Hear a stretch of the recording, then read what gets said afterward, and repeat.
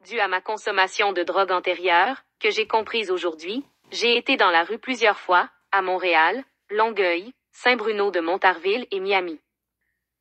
Plusieurs fois, j'ai cru que c'était la fin. Je consommais beaucoup. Cela a causé des psychoses chez moi. J'ai été dans une gang de rue, sans vraiment m'en rendre compte, mais aujourd'hui à 27 ans, je réalise que j'ai vu des trucs que je n'aurais pas dû voir. J'allais beaucoup au casino et aux danseuses. Ma vie était en danger dû aux vendeurs de drogue, alors je suis partie du milieu où j'étais, et je suis retournée à la ville où je suis née, la Pocatière. J'ai cessé toutes les drogues et l'alcool à l'exception du cannabis que je fumais tous les jours, je faisais aussi du bénévolat pour une banque alimentaire, j'allais à l'école, mais j'avais beaucoup de difficultés à fonctionner. Je ne pouvais pas garder un emploi plus de 2 mois. Après un certain moment après avoir fait beaucoup d'erreurs, je me suis dit que je devais reprendre ma vie en main. Je tiens aussi à dire que j'aime beaucoup ma famille. Outils moyen. Je fais de la musique depuis que j'ai 16 ans. C'est ce qui m'a aidé à persévérer et à rêver. En retournant à la Pocatière et en travaillant fort, j'ai réussi à sortir mon premier album. Ensuite j'ai été commanditée, j'ai passé à la radio, je suis passée aussi à la télé, et j'ai même fait la première de 2 artistes connus. Avec mon art, j'ai exposé sur Internet des crimes que j'ai vus, je parle beaucoup des extraterrestres aussi. Alors on m'a niaisé beaucoup et j'ai même été harcelée chez moi. Quand la COVID-19 est arrivée, je n'allais plus à l'école, je ne faisais plus de bénévolat, et je consommais beaucoup de cannabis, j'ai été menacée à plusieurs reprises, alors j'ai fait une autre psychose, celle-ci m'a amenée en prison et en psychiatrie. J'ai dû tout recommencer à zéro, mais cette fois-ci je ne consomme plus, je suis médicamentée et plus conscient de ma personne. Je suis bien entourée, j'ai recommencé le bénévolat, les études et le travail, tout en me rapprochant de ma famille. Je me sens bien comme je ne me suis pas sentie depuis longtemps. J'aimerais passer un message avec mes actions, celui que tout ce que l'on entreprend en tant qu'individu, devrait être pour s'aider soi-même, aider un proche ou aider la société à aller vers l'avant. Le tout en ayant du plaisir. Je veux faire ce que tous les plus grands ont fait, les Bob Marley, Nas. De ce monde, je veux enseigner l'amour. Je veux faire cela par l'art. Nous pouvons véhiculer des émotions et idées qui sont ardues à dire ou à écrire. Nous pouvons aussi transmettre comme message d'aider son prochain et d'apprécier ce que l'on a, d'être reconnaissant pour les belles petites choses de la vie. Cela nous remet les pieds sur terre, nous remet dans le moment présent. Je veux rendre l'espace accessible et abordable pour tout civil. Tout en rendant ça le plus écologique possible. J'ai mon premier voyage en vente, gratuit, sur Internet. J'utilise mon art pour faire voyager le monde dans l'espace. J'ai écrit une histoire de science-fiction, Vers Céleste. Avec mon art je veux ramasser des fonds pour faire de vrais projets et payer mes études. J'ai plusieurs idées, dont des drones spatiaux, le premier film XXX filmé dans l'espace et bien plus. J'ai vu beaucoup de problèmes sur la Terre. Je crois que ceux-ci peuvent être réglés avec mes projets.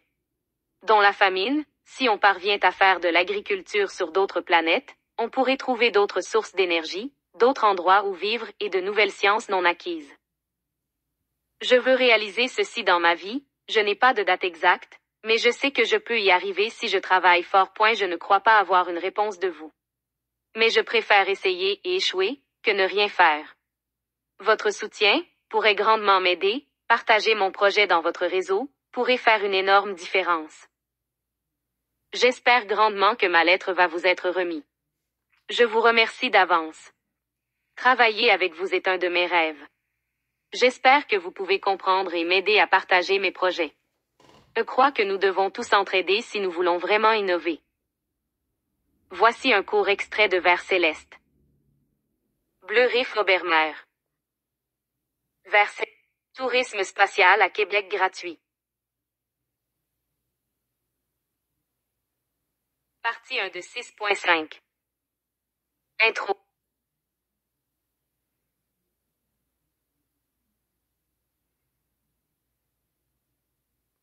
L'infini, grand, petit ou un simple mélange parfait entre chacun. Peu importe l'ampleur de votre question, la réponse peut fortement être acquise dans l'univers. Le début.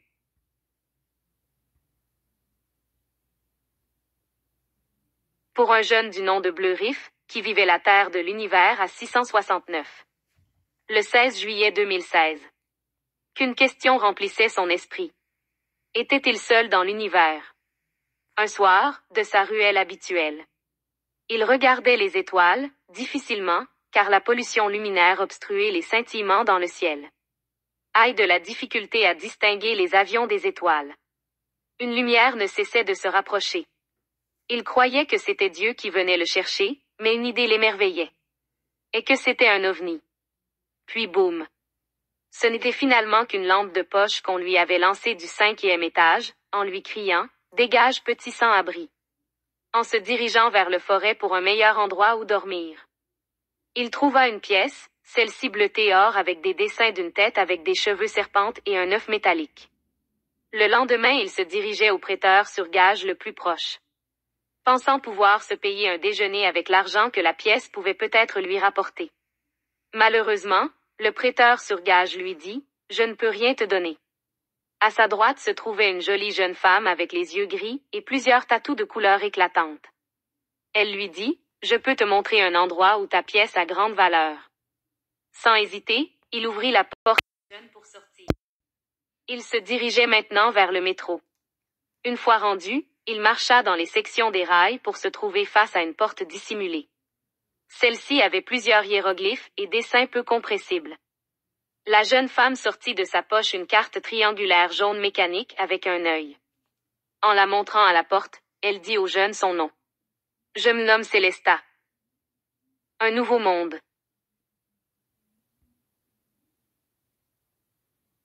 À l'ouverture de la porte, un être gris, géant bloquait l'entrée et dit en langage peu commun, « Blash ».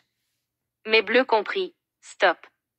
La femme montra la carte à l'être laissant l'entrée dégagée.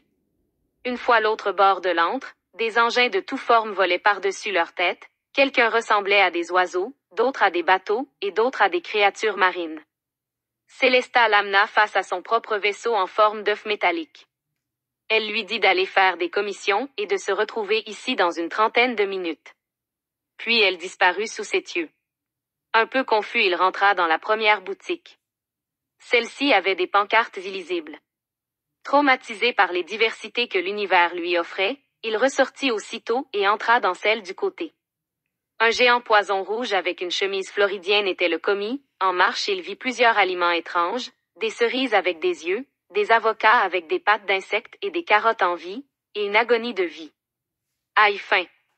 Il prit l'aliment le plus simple, une pomme noire. Malheureusement, il n'avait pas assez de sa pièce pour se payer le fruit. Un peu triste, il retourna au vaisseau pour attendre Célesta. Le reste de l'histoire est sur les réseaux sociaux de notre Terre de la dimension à 668 sous le nom de Vers Céleste. Préparez-vous pour un voyage spatial peu commun et surtout éco-green. Bleu Riff Obermer. 454 rue Bouchard, appartement 1.